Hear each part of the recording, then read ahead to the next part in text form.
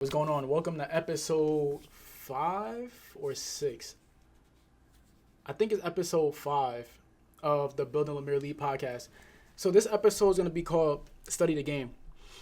And I'm going to call it that because studying the game is something I've noticed I've always done without even realizing it. And that's something I still currently do. And the reason why I say study the game is because I'll always make a joke and say you should become a nerd and like truly dive into what it is that you want to pursue or what it is that you're actually learning at the moment. And the reason why I feel like that is because sometimes we start designing or we start making things and we don't realize that some of it did come from references that we've seen before and we just forgot. And then I think it's cool to honestly just pay homage to like a certain time period or a certain designer or a certain artist who probably did that before you without you even realizing it. And then it's cool because then you also realize where certain things came from. So for me, if I'm designing certain things, I may look at the fabric and start doing my research on it. I might say, oh, how did this fabric get popular, or how did it become popular? When was it first made? When was it first introduced? And I say, when was this detail? When was this item that you put on a garment? When was that introduced, Like when was this, like, for example, like the fireman class, like when was that introduced? Little stuff like that, right? But I'm gonna give you guys like some certain things that I studied personally that kind of, not that kind of about, but that still plays a reference to me now. So, or like even movies and like pop culture references. And I can talk about this for hours, but I'm gonna make this as quick as possible and just things that kind of stick with me to this day. So, one example is one of my favorite movies, if not one, my favorite movie is Paid in Full. And I remember like the opening scene when all of them was outside standing in front of the store. You seen like the BMWs pull up. You seen, I think it was Cameron. There was somebody wearing like the. I'm gonna try to insert screenshots in this one too. But he was wearing like the Gucci monogram print, right? And it was like a big like a puffer. It was a puffer coat. And when I watched the movie now, back then I saw that movie when I was young, man. I was young watching that movie, which is crazy. But I didn't understand like the reference points back then. But I was mainly intrigued with the cars and like the way they was dressing, right? But now that I got older and realized, I'm like, oh snap, that's probably a reference point to Dapper Dan, because around that time period, Dapper Dan, he was using prints from luxury or high fashion places and then turning them into something like completely different, which was amazing. So when I see the movie now, I'm like, oh wow, that's a Dapper Dan reference point. Like little stuff like that I've always found intriguing because I like to connect things to, I like to watch something, then like go back and then say, oh wow, like that's reference points to that, right? What else I look at? Other than movies, I look at just what's current. So like stores and stuff like that. So, a store or like a company that I like to look at is, let's say, Kith, for example. And it's not even mainly for their clothes. It's really just mainly for the experience that they give their consumers or just the like people in general. So whether it's through a pop-up activation or whether it's even through the stuff in the store. So you have like Kith Treats inside of the store, which is like their ice cream parlor. You have the big sneaker wall, which is what they're known for. What's another store? Amy Leon Door. You have a store that I was able to connect with the owner for a while, do a program I was in. You got Brooklyn Circus, right? Where I'm doing my research on him, well, on them. Once I obviously met Ouija, whatever, and had a relationship with him for a little bit, I'm like, oh wow, like his reference points is Black Ivy.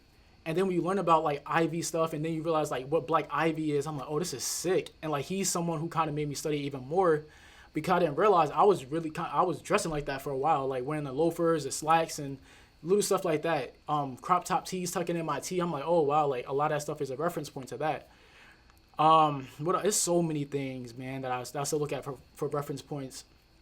I'm trying to think of other stores that I somewhat look at. Those are the ones that's like mainly on my mind at the moment. But I always like reference Kith because I just remember like being younger in high school, me and my friends being online and trying to get into a store. Even Supreme, obviously. Supreme at the time. We had Diamond and Co Supply. Man, there was so many brands I would study back then. And even now, I've recently saw a video. I think Superline did an interview with the guy, but he bought LRG. And it's funny because, when I was younger, and I think back at I had one green LRG coat that my mom got me. It was a green LRG coat, and it had gold details in the back. It was like some type of screen print. It wasn't screen print. It was something else. But like it had like red roses and it had like LRG in it. She got me this hard vest. It was cream color and at the top it was like gray, and then on the collar it was like fur.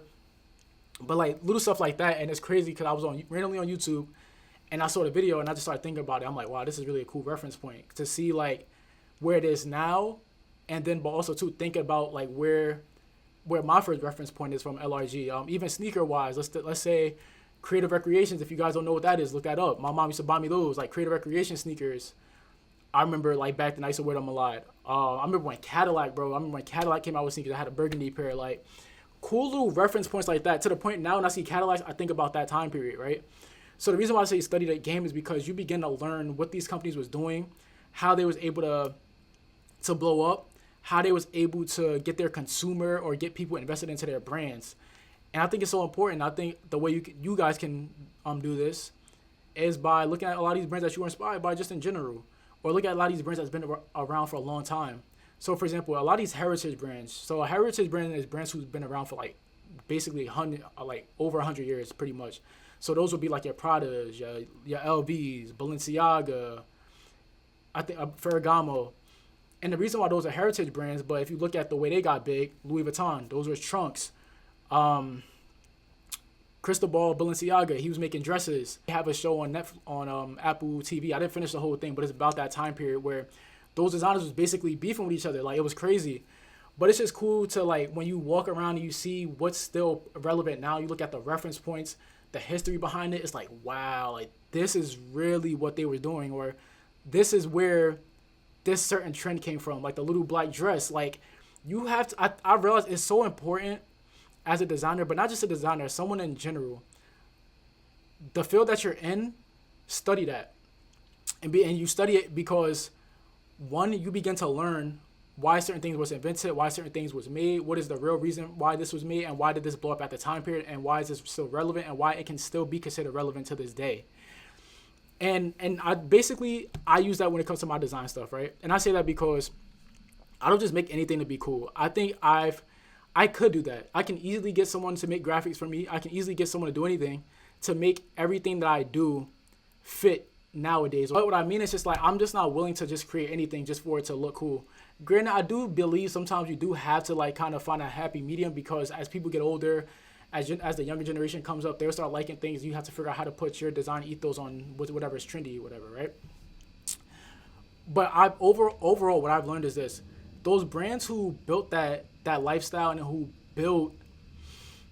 built something, and like you could look at, for example, Ralph Lauren and all these other brands who built a true lifestyle and made people feel invested in, or made people want to fit into their lifestyle.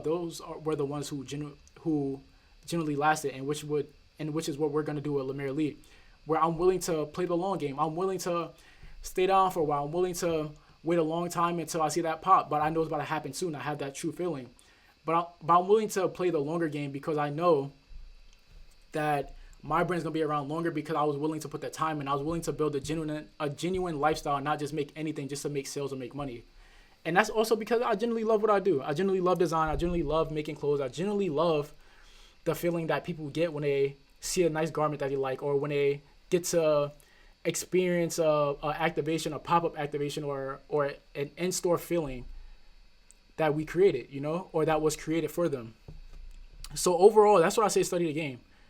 Because studying the game really does help you. It helps your design. It helps your process. It helps you understand more things about your field and why things are the way they are.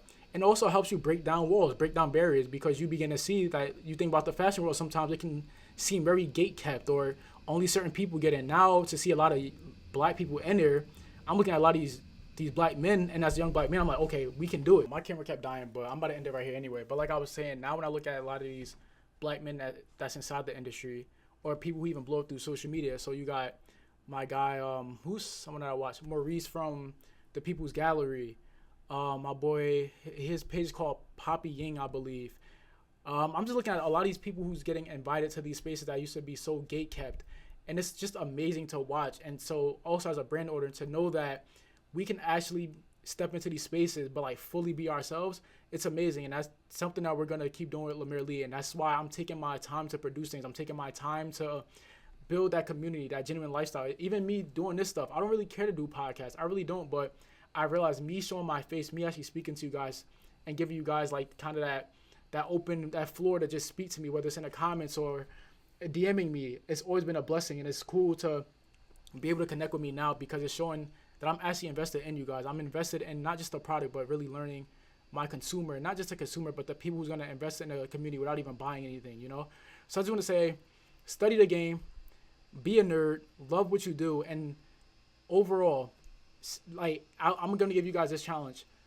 Look, and whatever you create, see if that was like a reference point from something before that you might have not even realized. Like, try to, if you make clothes, research the fabric that you're using. If you're making videos, the certain shot that you're using, see if like a producer or someone made that shot popular.